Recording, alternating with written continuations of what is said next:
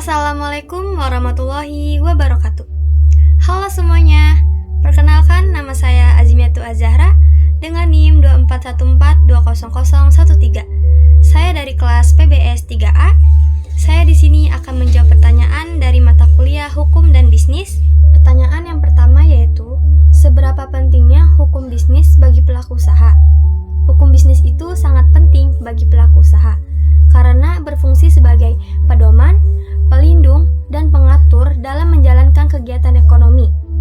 Hukum bisnis juga bukan sekedar aturan, tetapi fondasi utama agar dunia usaha berjalan tertib, adil, dan berkelanjutan.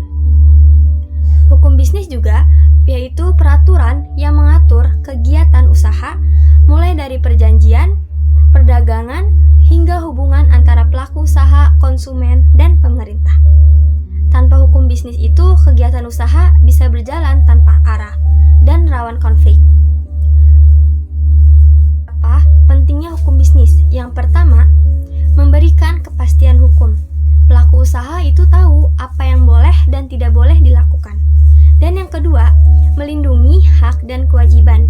Baik pelaku usaha maupun konsumen mendapat perlindungan yang adil.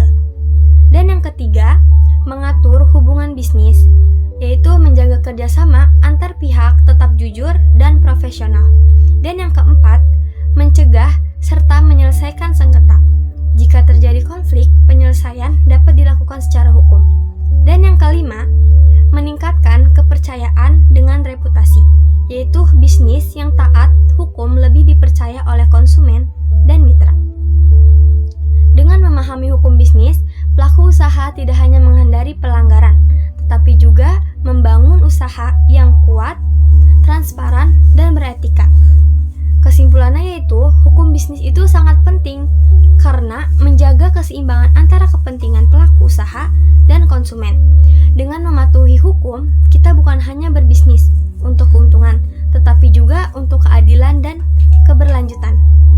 Pertanyaan yang kedua yaitu, sebutkan peraturan presiden mengenai strategi nasional perlindungan konsumen, kemudian jelaskan isinya.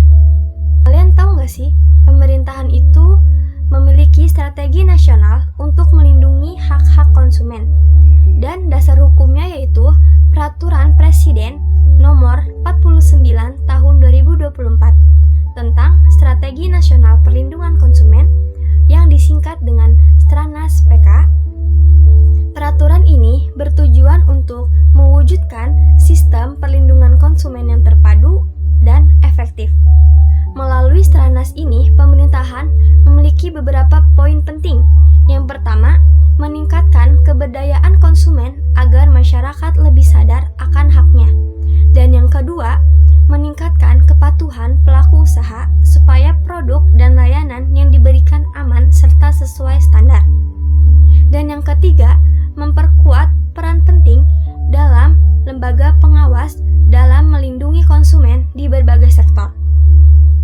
Stranas PK juga menetapkan 11 sektor prioritas, yaitu yang pertama, obat-obatan dan makanan, yang kedua, keuangan, dan yang ketiga, transportasi, dan yang keempat, perdagangan elektronik, dan yang kelima, energi, telekomunikasi, hingga pariwisata. Melalui Perpres ini diharapkan seluruh pihak, baik pemerintah, pelaku usaha, maupun masyarakat, bisa bekerja sama menciptakan lingkungan usaha yang aman, transparan, dan adil bagi konsumen Indonesia.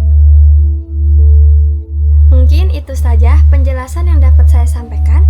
Kurang lebihnya mohon maaf. Wassalamualaikum warahmatullahi wabarakatuh.